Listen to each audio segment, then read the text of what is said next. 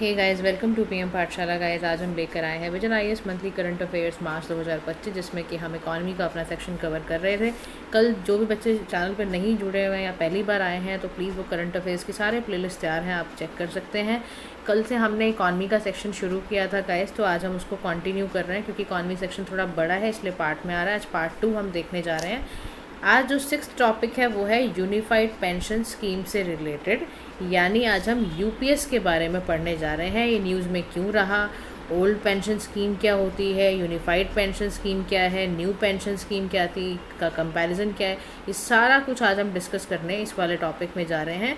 News में ये pension scheme जो थी वो इसलिए रही, उसका कारण ये था कि pension fund regulatory and development authority यानी operationalization of unified pension scheme under national pension system regulation 2025 ने नोटिफाई करा है कि यूनिफाइड पेंशन स्कीम को ऑपरेशनलाइज करने की ज़रूरत है।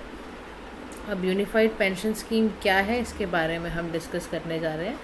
तो ध्यान रखना, यूपीएस को एज एन इंट्रोड्यूस करा गया है कि ऐसा ऑप्शन जो किसके अंडर आ रहा है, नेशनल पेंशन सिस्टम के अंडर आ रहा है।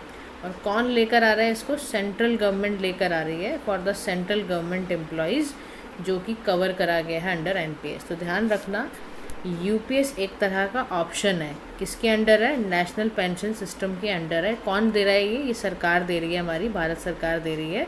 किनको दे रही है, भारत सरकार के अंडर जो काम करते हैं एम्प्लॉयज़, उनको ये ऑप्शन दिया जा रहा है कि दे में रिसीव एन एश्योर्ड पे आउट। जैसे ही वो रिटायर होंगे तो उनको एक अमाउंट होगा जो एश्योर होगा कि इतना मिलेगा ही मिलेगा, ठीक है। अब इसको इम्प्लीमेंट करने की जो एजेंसी है वो पीएफआरडीए है, that is pension fund regulatory and development authority. इसका बैकग्राउंड समझो कि ये बात आई कैसे इनके मन में बात आया कि भाई यूनिफाइड पेंशन स्कीम करनी चाहिए। तो इसका वजह थी कि सोमनाथन कमेटी थी जो कि ना 2023 में बिठाई गई थी। तो इन्हीं को बोला गया था कि न्यू पेंशन सिस्टम को ना रीस्ट्रक्चर करो, और उसकी जो रिकमेंडेशन है उसी की वजह से यूनिवर्सल पेंशन स्कीम को अनाउंस किया गया था, ठीक है।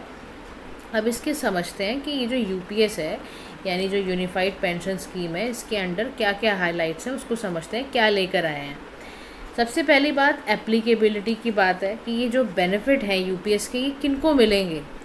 तो याद रखना, ये मिलेंगे उनको जो सेंट्रल गवर्नमेंट के ऑलरेडी एम्प्लॉई हैं। कब से, as on 1 April 2025, who is covered under NPS as पर ये वाला पीएफआरडी एक्ट 2023।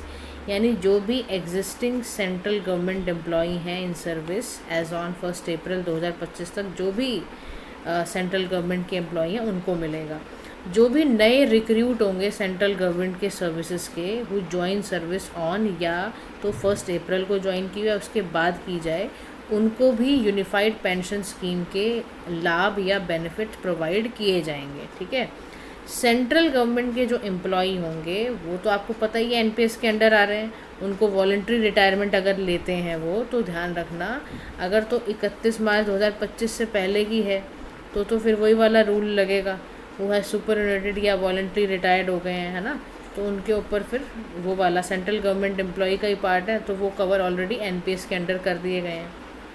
मान लो लीगली वेडेड स्पाउस है, in case of a subscribers, या कोई रिटायर हो गया है, कुछ ऐसा हो गया है, has demise prior to exercising the option of UPS, उससे पहले वो मर गए हैं, तो उसके केस में भी लीगली वेडेड स्पाउस को भी ऐसा सब्सक्राइब वो भी कर सकते हैं, ठीक है। तो 4 तरीके के लोगों को इसका लाभ प्राप्त होगा। अब एलिजिबिलिटी क्या है, कैसे रिसीव होगा, ये भी समझ लो। आप एम्प्लॉय होने चाहिए और 10 साल की सर्विस किए होने चाहिए, तब जाके आप इसका बेनिफिट कमाएंगे। कहीं पता चला आप 5 साल में ही गए, भाग गए, या कुछ और दूसरी तरह से चीज़ें ऑप्शंस आ गए, तो उनको नहीं मिलेगा। तो आपको अगर इस स्कीम के अंडर आना है तो सबसे बड़ी बात है कि आपको 10 साल सर्विस होने चाहिए, तब जाके आपको ये मिलेगा। In case of central government retiring, कोई भी एम्प्लॉई है सेंट्रल गवर्नमेंट का रिटायर हुआ है ना, from the date of such retirement, rule 1965 के अंडर जो आ रहे हैं उनको भी मिलेगा। कोई वॉलंटरी भी रिटायर्ड हो रहा है और उसकी 25 साल तक सर्विसेज रही हैं तो भी उसको मिलेगा ये बेनिफिट, ठीक है। अब कंट्रीब्यूशन कितना मिलेगा, कितना पैसा मिलेगा, वो भी सुन दो। इंडिविजुअल कॉर्पस की बात करें तो मंथली कंट्रीब्यूशन करना पड़ेगा। जो भी सब्सक्राइबर यानी यूपीएस के अंडर पेंशन चाहता है उसको 10% अपना बेसिक पे से इंक्लूडिंग नॉन प्रैक्टिसिंग अलाउंस और डीएनएस अलाउंस से पैसा देना पड़ेगा, हर महीने कटेगा उसका, ठीक है। या तो तरीका है इंडिविजुअल कॉर्पस कर लो, या होता है पूल कॉर्पस। इसमें एडिशनली सेंट्रल गवर्नमेंट 8.5% का एस्टिमेट करके बेसिक पे और प्लस डीएनएस अलाउंस ये कंट्रीब्यूट करती है। तो दोनों तरीके से कंट्रीब्यूशन का लाभ आप उठा सकते हो। फंड बेस्ड सिस्टम है, ध्यान रखना यूपीएस कैसा है, एक ऐसी स्कीम है जो फंड बेस्ड है, मतलब रेगुलर एंड टाइमली आपको अपना इन्वेस्टमेंट करना पड़ेगा। जैसे आप मान लो एक करवाते हो ना, जैसे आप रिकरिंग डिपॉजिट कराते हो तो हर महीने कुछ पैसा कटता है कि नहीं कटता है, ऐसे ही आप एसआईपी कराते हो तो भी इन्वेस्टमेंट जो आपका प्लान है, सिस्टमेटिक इन्वेस्टमेंट प्लान, मान लो आपने 2000 रुपये का कराया तो वो हर महीने कटता है ना। ऐसे ही यूपीएस की स्कीम के अंडर अगर आप पेंशन लेना चाहते हो तो सर आपको फिर हर महीने पैसे भी कटवाने पड़ेंगे, हर महीने कुछ ना कुछ कंट्रीब्यूशन आपका जाएगा both from employ and employer, ताकि वो एश्योर्ड पे आउट आपको रिटायरमेंट के बाद दिया जा सके। दूसरी बात, परमानेंट रिटायरमेंट अकाउंट नंबर प्रान जिसको बोला गया है वो एलोकेट किया जाएगा। जब जैसे ही आप यूपीएस की स्कीम को ऑप्ट करोगे ना, वैसे ही सब्सक्राइबर को परमानेंट रिटायरमेंट अकाउंट नंबर भी दिया जाएगा, ठीक है, अंडर विच ऑल सारी जितनी भी ट्रांजेक्शन्स हैं वो उसकी वहाँ पर होंगी। पे आउट कैसे होगा ये भी ध्यान रख लो। एश्योर्ड पे आउट तो है 50% आपको एवरेज ऑफ लास्ट 12 मंथ का जो भी पे आउट है वो भी पेबल है इमीडिएटली प्रायर टू द, ऐसी वॉलंटरी रिटायरमेंट अगर आप लेते हो तो आपको ये इतना पैसा मिल जाएगा। अब ध्यान रखना, लेकिन वॉलंटरी रिटायरमेंट का मतलब ये है कि ये नहीं कि 2-3 साल में ही 25 साल की सर्विस होगी तब जाके वॉलंटरी रिटायरमेंट माना जाएगा, ठीक है। तो ये सारी स्कीम के अंदर चेंजेस हैं, ये यूपीएस स्कीम है बेसिकली। मिनिमम गारंटेड पे आउट ये है कि 10,000 पर मंथ आपको दिया जाएगा, मिनिमम 10 साल की क्वालिफाइंग सर्विसेज के अकॉर्डिंग, ठीक है। अगर आप यूपीएस सब्सक्राइबर हो, 10 साल तक आपने क्वालिफाई किया है सर्विस, तो हर महीने ये कहा जा रहा है यूपीएस अगर आपने ऑप्ट किया गया है तो 10,000 आपको पर मंथ तो मिलेगा ही मिलेगा पैसा। समझ में आ गई। प्रपोर्शनेट पे आउट का मतलब क्या है, यानी अगर आपने 10 से 25 साल के बीच की सर्विस कर ली है तो आपको प्रपोर्शनेट पैसा दिया जाएगा। समझ में आ रहा है, पूरा नहीं, प्रपोर्शन दिया जाएगा कुछ। एडमिसेबल पे आउट का मतलब क्या है कि यहाँ पर आपको ना एश्योर्ड पे आउट दिया जाएगा प्रपोर्शनेटली, जैसे इंडिविजुअल कॉर्पस का है तो लेस देन बेंचमार्क दिया जाएगा। फाइनल विड्रॉल आपका 60% से ज़्यादा का नहीं होना चाहिए। तो इस तरह से इसको बनाया गया है। अच्छा, एश्योर्ड पे आउट अंडर यूपीएस क्या है, इसके लिए क्या एलिजिबिलिटी है? इसके लिए एम्प्लॉई एक तो 10 साल की सर्विस के अंडर होना चाहिए, मिनिमम 10 साल की सर्विस करे।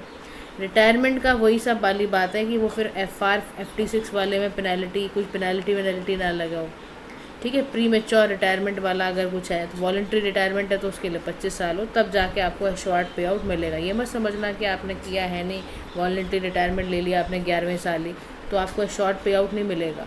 ये सब डिपेंड करता है, तो ये ध्यान रखना इसके अंदर एश्योर्ड पे आउट मिलेगा किनको। अच्छा, फैमिली पे आउट की बात है कि मान लो जो यूपीएस सब्सक्राइबर जो हर महीने पैसा लगा रहा था, जिसको पेंशन मिलनी थी, मान लो उसकी डेथ हो जाती है, ठीक है, तो जो लीगली वेडेड स्पाउस है, जो भी उसकी वाइफ या हस्बैंड जो भी है, उसको 60% का पे आउट फॉर लाइफ दिया जाएगा। समझ में आ गया।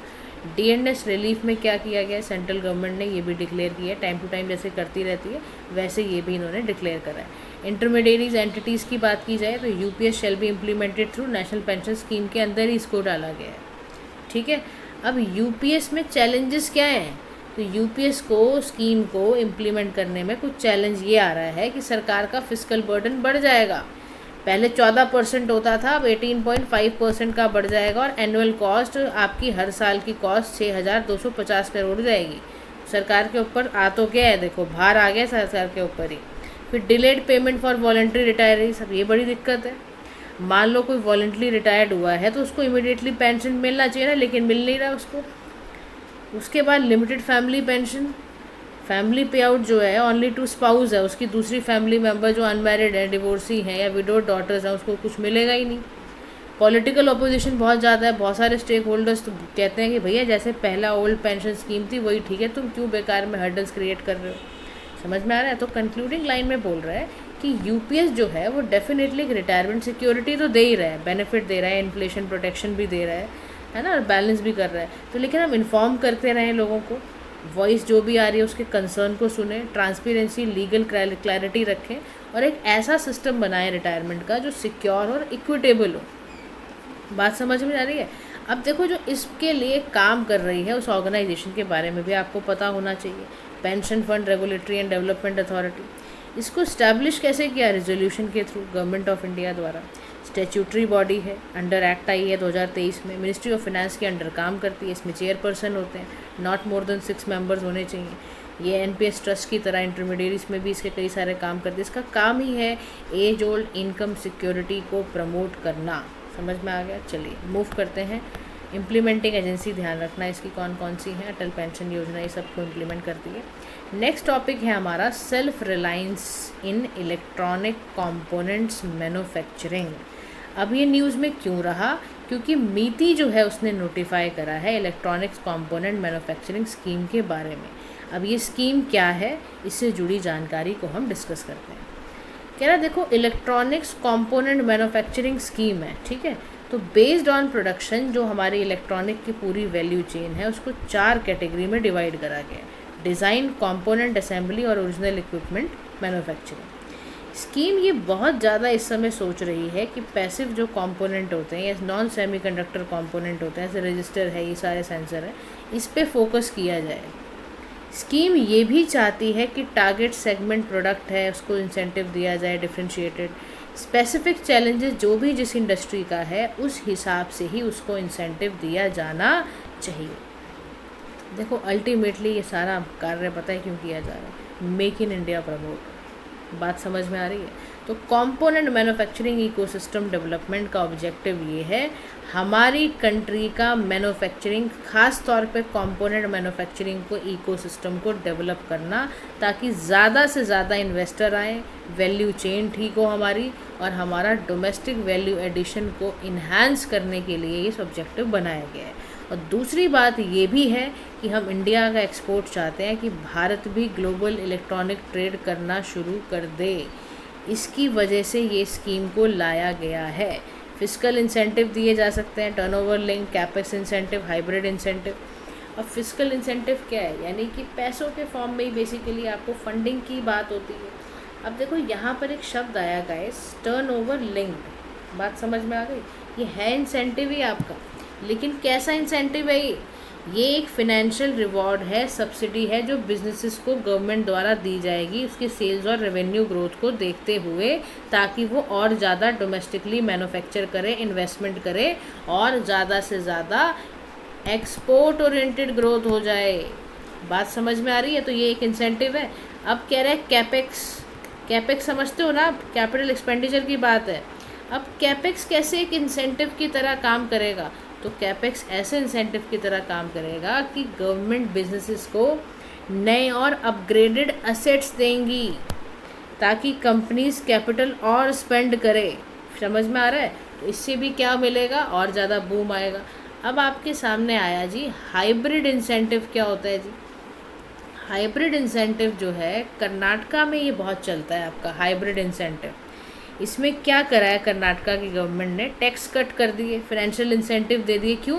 क्योंकि जो भी मोबिलिटी, क्लीन मोबिलिटी कंपनीज है उनको दिया जा रहा है कि भाई आपने बड़ा अच्छा काम किया जी, आप हाइब्रिड व्हीकल भी बना रहे हो, लेकिन ये ध्यान में रख रहे हो कि हाइड्रोजन बेस्ड व्हीकल है, कोई इन्वायरमेंट यानी कि क्लीन रहे। तो बात समझ में आ रही है? ये सारी चीज़ें जो होती हैं इंसेंटिव का काम करती हैं। टेन्योर के लिए यहाँ बोला गया है कि टर्नओवर लिंक्ड इंसेंटिव 6 साल के लिए दिया जाएगा, +1 जिस आपका जस्टेशन ईयर एक ऑप्शन दिया जाएगा। कैपेक्स सपोर्ट भी है for investment within 5 years. Base year इसका 2024-25 है। Nodal agency project management age है, और ये ग्रीन फील्ड और ब्राउन फील्ड दोनों ही इसके लिए एलिजिबल हैं। ग्रीन फील्ड मतलब बहुत ज़्यादा न्यू वाली जो कंपनीज नहीं होती हैं उनको कहते हैं हम। ऐसे ही जो ब्राउन फील्ड कंपनीज होती हैं, जैसे नाम से ही समझ में आ रहा है, जैसे हमने ब्राउन फील्ड प्रोजेक्ट भी सुना होगा जो बहुत एग्जिस्टिंग है, ठीक है, उसको हम ब्राउन फील्ड कहते हैं। अब यहीं पर वो चिट्ठा लेकर आया है कि हमारे देश में हम इतना इलेक्ट्रॉनिक्स पे फोकस क्यों कर रहे हैं। कह रहा क्योंकि देखो जो करंट स्टेटस है सिर्फ भारत का 4% है ग्लोबल इलेक्ट्रॉनिक मार्केट, और the sector is mainly focus on assembling with limited design, component product भी बहुत लिमिटेड है। और ग्रोथ आपका ग्रॉस डोमेस्टिक प्रोडक्ट में भी यहाँ पर भी हमारा प्रोडक्शन ऑलमोस्ट 5 टाइम्स हुआ है। 99% स्मार्टफोन्स बेचे जाते हैं भारत में, आर नाउ मेड डोमेस्टिकली। तो समझ रहे हो, यानी कि लार्ज डोमेस्टिक मार्केट होने की वजह से, वर्कफोर्स स्किलफुल होने की वजह से सरकार ने कहा भाई मेक इन इंडिया भी इससे हमारा अच्छा हो जाएगा, डिजिटल इंडिया भी अच्छा हो जाएगा और हमारा इंफ्रास्ट्रक्चर अच्छा होगा, हमारा ईज़ ऑफ डूइंग बिजनेस अच्छा होगा, हम इंडिया का सेमीकंडक्टर मिशन को और तेज़ी से आगे कर पाएंगे, इसलिए ये चलाया जा रहा है। नेशनल पॉलिसी ऑन इलेक्ट्रॉनिक भी इसीलिए लेकर आया गया है, इसीलिए प्रायोरिटी सेक्टर लेंडिंग भी इसीलिए की जा रही है। अब सवाल ये है कि भारत इतना क्यों बेचैन है, क्यों हम चाहते हैं सेल्फ रिलायंस होना on manufacturing of electronics component. उसका सबसे बड़ा कारण है हमारी नेशनल सिक्योरिटी। हम बहुत ज़्यादा इलेक्ट्रॉनिक कंपोनेंट्स के लिए बाहर की मार्केट में डिपेंडेंट हैं, चाहे वो डिफेंस का सेक्टर हो, चाहे वो क्रिटिकल इंफ्रास्ट्रक्चर हो, जिसकी वजह से हमारा सारा डेटा ब्रीच हो जाता है। चाइना, हांगकांग 56% भारत इंपोर्ट इन्हीं कंट्रीज से करता है, बताओ।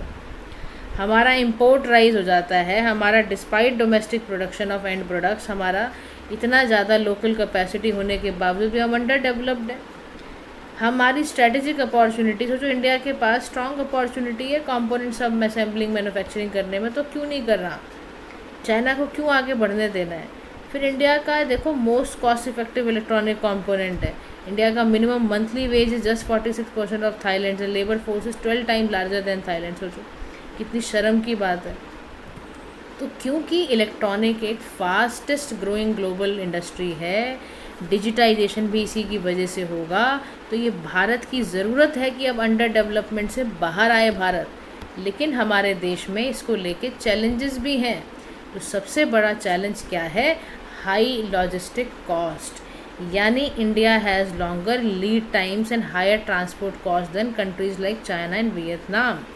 एग्जाम्पल के तौर पर शिपिंग जो प्रीमियम है हमारा स्मार्ट कॉस्ट, वो $0.80 लग रही है फ्रॉम चाइना, वर्सेस इंडिया हम कितना देता है? $8। सोचो कितना पैसा तो हम लुटा रहे हैं बेफजूली में। फिर ग्लोबल ऑलिगोपॉली हो गई है। जापान का R&D अच्छा है, रिसर्च एंड डेवलपमेंट अच्छा है, ताइवान का एडवांस थ्रू US सपोर्ट, हम बेचारे पीछे रह जाते हैं। कंपोनेंट मार्केट सिर्फ फ्यू कंट्रीज़ में डोमिनेटेड है, तो इसी का मतलब ऑलिगोपॉली ना, कि यानी कुछ प्लेयर्स ही हैं। उसके बाद अंडर डेवलप्ड आपका सपोर्टिंग कंट्रीज़ है, यानी कि जो इंडस्ट्रीज़ हैं केमिकल्स की, उसको high quality of raw material electronics equipped ही नहीं है। तो इंडिया कहाँ से सेमीकंडक्टर बनाएगा? फिर हमारे पास ना क्रिटिकल मिनरल्स का बड़ा लिमिटेड एक्सेस है। चाइना डोमिनेट करता है, गैलियम जर्मेनियम लेके बैठा है, हमारे पास इतना कुछ समझ ही नहीं आ रहा, हमारा बड़ा स्कार्स है। फिर लेबर्स जो हमारे हैं, जो वर्क फोर्स है, वो इतनी पढ़ी लिखी स्पेशलाइज नहीं है। तो कंक्लूडिंग लाइन में भारत के लिए बात ये आई है, to position India as a global hub या विश्व गुरु बनने का सपना है ना हमारा, तो उसके लिए electronic component manufacturing NITI Aayog multi prong strategy को अपनाए, ताकि रिसर्च एंड डेवलपमेंट, डिज़ाइन, ये सब चीज़ों को हमें इंसेंटिवाइज करने की बहुत ज़रूरत है, ताकि टेक्नोलॉजी ट्रांसफ़र हो पाए, इंफ्रास्ट्रक्चर अपग्रेड हो पाए। तो इस सभी एफर्ट से क्या होगा? एक strong self reliant electronic manufacturing ecosystem तैयार होगा। अब हम चलते हैं हमारे नेक्स्ट टॉपिक की ओर, जिसका नाम है इक्विलाइजेशन लेवाए के बारे में। ये न्यूज़ में क्यों था समझते हैं। तो कह रहा है कि एज़ पर न्यू अमेंडमेंट जो प्रपोज की गई फाइनेंस एक्ट 2016 द्वारा, उसमें इक्विलाइजेशन लेवाए होगा या डिजिटल टैक्स लगाया जाएगा। किस पे डिजिटल टैक्स लगाया जाएगा? ऑनलाइन एडवर्टीजमेंट पर विल नॉट अप्लाई। क्या कह रहा है? पहले ना देखो 2016 में ही आया, टैक्स लगाया जाएगा डिजिटल टैक्स। अप्रैल 1 से इसको बोला गया अब अप्लाई नहीं होगा। पर ये एक्ट था क्या, क्यों लगाया गया था, अब इसको क्यों रोका जा रहा है, इसके बारे में हम पढ़ते हैं। कह रहा है इक्विलाइजेशन लेवाए का सीधा सा मतलब है एक ऐसा डायरेक्ट टैक्स है जो फाइनेंस एक्ट के द्वारा इसको लेकर आया गया है। यानी जो भी इनकम एक्रू होती है to foreign e commerce companies from India, उसके लिए लगाया जाता है। यानी जो भी पैसा आप foreign company e commerce company से चलाएगी, जो पैसा कमाएगी भारत में रहकर, उसको डायरेक्ट टैक्स में पैसे के फॉर्म में देगी। यानी एक तरह का इनकम है from advertising which is also aimed at taxing business to business transactions. तो ये सब्जेक्ट टू लेवाए किन से किया जाता था कि जो भी ऑनलाइन एडवर्टीजमेंट सर्विसेज हैं दे रहे हैं, 6% टैक्स उन पर लगाया गया था। E commerce supply of goods and services पे 2% का टैक्स लगाया गया था, जो भी नॉन रेसिडेंट है। तो ये सारा tax as levy was not introduce as part of the income tax act, इसको अलग से ग्लोबल फर्म्स के लिए लगाया गया था। एंड लाइक दैट, ठीक है, ताकि डबल टैक्सेशन भी इसके अंदर अवॉइड करने के लिए इस तरह से लगाया गया था। अब फिनेंस एक्ट ने इसको स्कोप और बढ़ाया कि भाई होना चाहिए ऐसा एक्ट, क्योंकि भाई अल्टीमेटली हमारे देश में आ रहे कंट्रीज आ रही हैं तो इन पर कुछ ना कुछ तो टैक्स हो। रीज़न क्या था इस पर टैक्स लगाने का 2016 में, वो ये था फेयर कंपटीशन रहे, यानी लेवल प्लेइंग फील्ड रहे for domestic and international companies. Tax के गैप्स को ख़त्म करने के लिए या फॉरेन कंपनीज़ पे हम चाहते थे कि ज़्यादा से ज़्यादा टैक्स हम इससे कमा लें और हमारा रेवेन्यू बढ़ जाए, क्योंकि कोविड-19 में वैसे भी हमें पता चला भी डिजिटल ट्रांजैक्शन बहुत ज़्यादा हो रही हैं और सच बात है हमारा रेवेन्यू बहुत अच्छा कलेक्ट हुआ है। लेकिन इससे कंसर्न ये आ रहे थे, ट्रेड फ्रिक्शन हो रही थी विद यूएस, तो फॉरेन ट्रेड बैरियर की वजह से हमें ये हटाना पड़ा। रिटेलिएटरी टैरिफ्स आ रहे थे, बड़ी सारी कंपनीज़ ने हमें धमकाया कि अगर हमारे साथ ऐसा करोगे तो हम भी तुम्हारे साथ ऐसा करेंगे। फिर डबल टैक्सेशन, कंप्लायंस बर्डन, यानी फॉरेन कंपनीज़ को डुअल टैक्सेशन देना पड़ता था, उनकी कॉस्ट बढ़ जाती थी। इस कारण से हमें ये टैक्स हटाना पड़ा। Move to the next topic जिसका नाम है फार्मर प्रोड्यूसर ऑर्गेनाइजेशन के बारे में। क्यों ये न्यूज़ में है समझते हैं।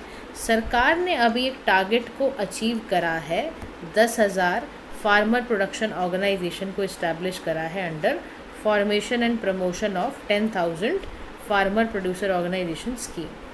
ठीक है, ये कब लॉन्च की गई? 2020 में लॉन्च की गई। इसका बजट था 6,865 करोड़ का। सेंट्रल सेक्टर स्कीम है, सबसे पहली बात ध्यान रखना। ये ऑब्जेक्टिव क्या है इसका? एक हॉलिस्टिक, एक ब्रॉड बेस्ड सपोर्टिव इकोसिस्टम को तैयार करना ताकि 10,000 न्यू एफपीओ आएँ, ठीक है, सस्टेनेबल इनकम ओरिएंटेड हो फार्मिंग की, और ओवरऑल हमारा सोशो इकोनॉमिक डेवलपमेंट हो पाए, हमारी एग्रीरियन कम्युनिटी का वेलबींग हो पाए। इम्प्लीमेंटिंग एजेंसी क्या है इसमें? 9 है आपकी। स्मॉल फार्मर एग्री बिजनेस है, या आपका नेशनल कोऑपरेटिव डेवलपमेंट कॉरपोरेशन है, नाफाड है, ये सारी ऑर्गेनाइजेशंस मिलके इस पर काम कर रही हैं। अब इसके साथ ये भी है कि भाई ये हैंडल भी हो पाए, इसी के साथ साथ सरकार का ये भी ध्यान है भाई इसका स्पेशल फोकस हमारा ना स्मॉल मार्जिनल वुमेंस के ऊपर, SC/ST फार्मर्स के ऊपर, और हम ना बहुत ज़्यादा चाहते हैं ODOP करना, यानी 1 डिस्ट्रिक्ट 1 प्रोडक्ट को हम लीड करना चाहते हैं। तो यहाँ पर की प्रोविजंस क्या है कि फॉर्मेशन करना FPO का based on product cluster area approach, specialise community base approach हो पाए। 18 लाख का हमने क्या कहा है फाइनेंशियल असिस्टेंस दिया जाएगा, 2,000 पर फार्मर को यहाँ पर पैसा दिया जाएगा, मेंबर है ना, अब द लिमिट ऑफ 15 लाख। तो credit guarantee 2 crore project loans पे भी दिया जाएगा। अचीवमेंट देखो इसमें क्या हुआ है कि 254.4 करोड़ का इक्विटी ग्रांट, और इससे कई सारी चीज़ें रिलीज़ हुई हैं। 30 लाख फार्मर्स को बेसिकली इस मार्केट से कनेक्ट किया गया है, उसमें से 40% महिलाएँ हैं। अब FPO फॉर्म ही क्यों करा गया था? तो फार्मर प्रोड्यूसर ऑर्गेनाइजेशन एक प्रोड्यूसर्स की ग्रुप है जिसमें फार्मर है, मिल्क प्रोड्यूसर है, शेयर होल्डर्स हैं। इसका काम बता यही था कि हमारे लोगों का जो फार्मर कम्युनिटी है उसका लिविंग स्टैंडर्ड बढ़े, उसका स्टेटस बढ़े, उसको सपोर्ट करने के लिए किया गया। तो FPO को रजिस्टर करा गया कंपनी एक्ट 2023 के अंदर और 13 के अंदर, और कोऑपरेटिव सोसाइटी एक्ट के अंदर। तो ये FPO रजिस्ट्री पोर्टल भी एक बनाया गया है। ऐसे ही small business agri business consortium भी इसमें आए हुए हैं। अब FPO का बेनिफिट ये होगा कि इससे इकोनॉमीज ऑफ स्केल, यानी aggregation of produce and bulk transport होगा। वैल्यू एडिशन करना हो तो भी फ़ायदा है, बार्गेनिंग पावर को ग्रेड करना हो तो भी अच्छा है, कम्यूटेशन अच्छा करना हो, कम्युनिकेशन अच्छा करना हो, मार्केट इंटेलिजेंस के लिए भी अच्छा था। फिर हम चाहते हैं पोस्ट हार्वेस्ट लॉसेस को मिनिमाइज़ करने के लिए भी ये बहुत ज़्यादा ज़रूरी था। अब क्या क्या चैलेंजेस हम फेस कर रहे हैं वो भी समझते हैं। The very first challenge related to ये this FPO is lack of professional management, यानी जो एक्सपीरियंस्ड हैं, ट्रेंड हैं या प्रोफेशनली क्वालिफाइड CEOs हैं, presently lacking in the rural areas to manage FPO business professionally. यानी सबसे बड़ी बात है कि हमारे पास जब FPO के मैनेजमेंट की बात आती है तो हमारे यहाँ प्रोफेशनल्स ही नहीं है। और पोस्ट हार्वेस्ट लॉसेस के लिए FPO क्या करता है? कौन सी इन्होंने नई टेक्नोलॉजी ला के दे दी, बड़े अच्छे स्टोरेज ला के दे दिए, ये कुछ करते ही नहीं है उसका। फिर इनके पास ना पैसा वैसा नहीं है, इनके पास हमेशा लिमिटेड अवेलेबिलिटी रहती है इन्वेस्टमेंट्स की।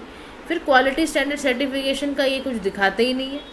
क्लाइमेट चेंज के लिए इन्होंने कोई रिसोर्सेज नहीं है, इनके पास कोई एक्सपर्टीज़ नहीं है, कैसे सस्टेनेबल तरीके से करना है इनको पता ही नहीं है।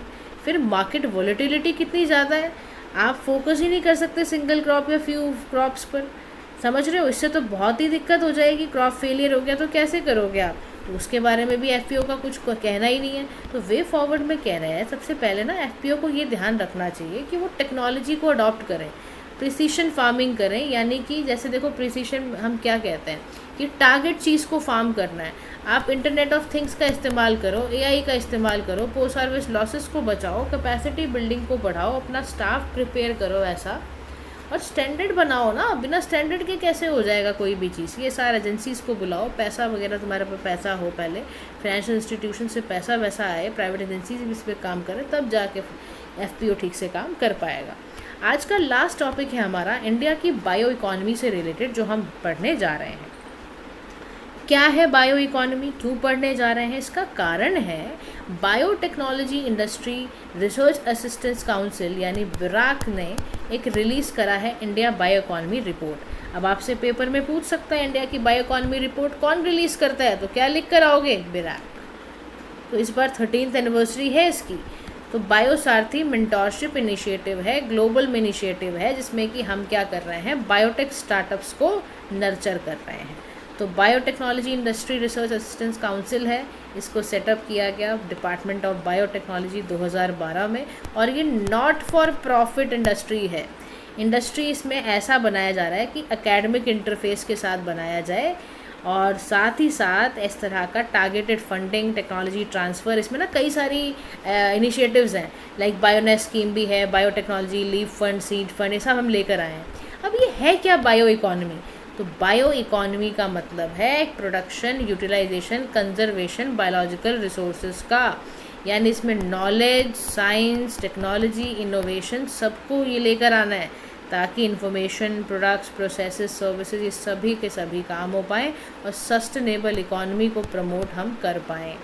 तो भारत का एक एम्बिशियस टारगेट है कि हम $300 बिलियन बायो इकॉनमी 2030 तक तैयार कर लें। तो की सेक्टर्स कौन से हैं बायो इकॉनमी के, bio pharma, bio agri, bio industrial, bio research and bio IT, ये सारे तरीके के मदद से कोशिश की जा रही है बायो इकॉनमी को प्रमोट करने की। बायो फार्मा, बायो मेडिकल में देखो आप, जीन एडिटिंग करनी हो, प्रिसीशन, या आप समझो कैंसर वगैरह के लिए कितना उपयोगी है ये, बीटी कॉटन अगेंस्ट के लिए, बायो इंडस्ट्री, सारे बायो इकॉनमी को प्रमोट करने के। और भारत में बायो इकॉनमी का स्कोप बढ़ रहा है। आपके आसपास कोई बच्चा अगर कर रहा हो ना बायो वगैरह जिसने ली, उसको भी समझाना है ये बात, they can also go for this. जैसे कि बच्चे लेते हैं ना बायो वगैरह ले लेते हैं, तो उनको समझ नहीं आता होता कि अगर नीट पेपर क्लियर नहीं हुआ तो उनको लगता है ज़िंदगी ख़त्म हो गई, तो ऐसा कुछ नहीं है। तो बायो इकॉनमी का जो सर्ज है फ्रॉम $10 बिलियन से वो $165.7 बिलियन तक हो रहा है। यानी कि इकॉनमी की ग्रोथ आप समझो 4.25% जीडीपी की जो ग्रोथ है वो बायो इकॉनमी से आएगी। आप समझिए बायोटेक स्टार्टअप तैयार करोगे तो 50 से 10,000 प्लस डिकेड में बढ़ जाएगा। ग्लोबल हब तैयार होगा, अफोर्डेबल क्वालिटी मेडिसिन। भारत जो है वो 3rd रैंक करता है फार्मा प्रोडक्शन में और 14वां बाय वॉल्यूम। तो इंडिया क्या कर रहा है, produce 65% of world vaccine produce कर रहा है। फूड की सिक्योरिटी की बात की जाए तो बायो एग्री सेक्टर बहुत अच्छा काम कर रहा है, जीएम क्रॉप ये सब लेकर आ रहा है। साथ ही साथ जो इंडियन इम्यूनोलॉजिकल लिमिटेड है, इसमें सशस्ती करके इंडिजिनियसली इन विट्रो फर्टिलाइजेशन है, मोर अफोर्डेबल फॉर फार्मर्स, वो भी है। बायो इकॉनमी के लिए ये भी बोला जा रहा है कि बायो इकॉनमी आने वाले समय में 35 मिलियन जॉब्स क्रिएट करने वाली है। एनर्जी सिक्योरिटी की बात करें तो इथेनॉल ब्लेंडिंग जो है वो 1.53 से लेकर 15% पर इसको इंक्रीज़ देखा गया है। इस शिफ्ट से क्या होगा, क्रूड ऑयल इंपोर्ट बढ़ेगा, ठीक है। इसमें CO2 का टन भी हमारा जो है वो CO2 यानी कार्बन डाइऑक्साइड एमिशन भी कम होगा। साथ ही ये इन्वायरमेंट के लिए बड़ा अच्छा है, सर्कुलर इकॉनमी को प्रमोट करेगा। सेकंड जनरेशन जो ये इथेनॉल रिफाइनरीज़ हैं, इससे क्या होगा, कन्वर्ट होगा आपका एग्रीकल्चरल रेसिड्यूज़ वगैरह, पोल्यूशन कंट्रोल में बड़ा मदद करेगा, क्लाइमेट स्मार्ट क्रॉप्स आनी शुरू हो जाएंगी। तो बायो इकॉनमी के लिए भारत सरकार इस वक्त बहुत ज़्यादा चाहती है कि ज़्यादा से ज़्यादा इस पर काम किया जाए। उसके लिए बायो E3 प्रोग्राम लेकर आए हैं, नेशनल बायो फार्मा मिशन है, बायोटेक्नोलॉजी रिसर्च इनोवेशन पे ले है, बायोटेक किसान से रिलेटेड है, ये सारी स्कीमों को लेकर आया गया है। अब बायो इकॉनमी की ग्रोथ के लिए हर्डल्स क्या हैं, तो सबसे बड़ा हर्डल है रेगुलेटरी एंड पॉलिसी इश्यूज, यानी overlap, inefficiency and lack of clarity. Bharat की बायोटेक्नोलॉजी रेगुलेशन मल्टीपल मिनिस्ट्रीज़ पे काम करती रहती है, तो ओवरलैप बहुत है, क्लैरिटी नहीं है, रेगुलेशन बड़ा ख़राब है, हमारे यहाँ हार्मोनाइजेशन नहीं है लॉज के बीच में। बायो पायरेसी एक बहुत बड़ा कंसर्न है, क्योंकि हमारी ट्रेडिशनल नॉलेज वगैरह जो इंडियन गवर्नमेंट ने बहुत ऑब्जेक्ट किया है। यूएस के हो कितने ऐसे दुष्ट हैं ये दूसरी कंट्री के लोग, जैसे हमारी टर्मरिक, हमारे देश की टर्मरिक को ये अपना पेटेंट दे रहे हैं, बताओ। तो आप सोचो, एक तो पायरेसी बहुत ज़्यादा है, बिग मल्टीनेशनल कंपनीज एक्सप्लॉइट करती हैं हमारे रिसोर्सेज को, हमारे सामानों को, हमारी यूनिकनेस को। और रिसर्च एंड डेवलपमेंट में हम बड़ा ख़राब है, सारी दिक्कत हमारे साथ ये है, हमारा रिसर्च एंड डेवलपमेंट बहुत पुअर है। इकोनॉमिक सर्वे आया 24-25 का, ग्रॉस एक्सपेंडिचर जो रिसर्च एंड डेवलपमेंट का है वो सिर्फ 0.64% तो हम पैसा लगाते हैं। चाइना वाइना 2%, यूएस 3% लगा रहा है। फार्मा हमारा 40+ जो है, और बायोटेक्नोलॉजी हमारा 10%, ही फ्यूल सेक्टर हमारा बहुत पीछे रह जाता है। सेक्टोरल इम्बैलेंस बहुत ज़्यादा है। फिर सेफ्टी कंसर्न बहुत है गाइस, सबसे बड़ी समस्या समझ रहे हो, सेफ्टी कंसर्न बहुत ज़्यादा है। सेफ्टी कंसर्न का मतलब यहाँ पर ये है कि आपके साथ दिक्कत ये है कि आपके बायोलॉजिकली एक्टिव सब्सटेंस हैं जो कंटेनमेंट वगैरह जो आपके होते हैं उससे रिलेटेड इकोलॉजिकल कॉन्सिक्वेंसेज आपके आ जाते हैं। आपके पास टैक्स इंसेंटिव डिस्पैरिटी बहुत ज़्यादा है, इंफ्रास्ट्रक्चर की दिक्कत है, डेटा कलेक्शन नहीं है आपके पास, प्रोफेशनल्स की कमी है, बायो इंजीनियर्स है ही नहीं। तो वे फॉरवर्ड में क्या कह रहा है ये वे फॉरवर्ड में कह रहा है कि रिफॉर्म करो पॉलिसीज़ को, रेगुलेटरी फ्रेमवर्क को, नेशनल बायो इकॉनमी मिशन तैयार करो, single window regulatory mechanism establish करो, जितनी भी हमारी ट्रीटीज़ वगैरह हैं इस पर काम करो, प्रमोट करो इन्वेस्टमेंट एंड फंडिंग, टारगेट करो इंसेंटिव्स को। तो इनकरेज करने की ज़रूरत है, ह्यूमन कैपिटल डेवलपमेंट को, सेंटर ऑफ एक्सीलेंस तैयार करने की ज़रूरत है, नेशनल बायोलॉजिकल डेटा रिपोजिटरी बनाने की ज़रूरत है, और साथ ही साथ हम सेफ्टी रिस्क को भी ध्यान में रख कर चलें ताकि ज़्यादा से ज़्यादा हम ऐसी प्रॉब्लम से बच पाएँ। तो कंक्लूडिंग लाइन में कह रहा है कि हमें अपना bio manufacturing plus bio agriculture plus bio energy, ये सारे हमें इन्हांस करने की ज़रूरत है, तभी भारत 2047 का जो उसका गोल है ना, सस्टेनेबल इकॉनमी बनना, सेल्फ रिलायंट बनना, तभी कर पाएंगे हम। तो इसके काम हमें ऐसे करने होंगे। तो आज की क्लास के लिए गाइस इतना ही। नेक्स्ट क्लास में हम नेशनल टेक्निकल टेक्सटाइल मिशन के बारे में डिस्कस करेंगे। Thank you so much for listening. Do like, share and subscribe to PM Pathshala. Have a nice day to all.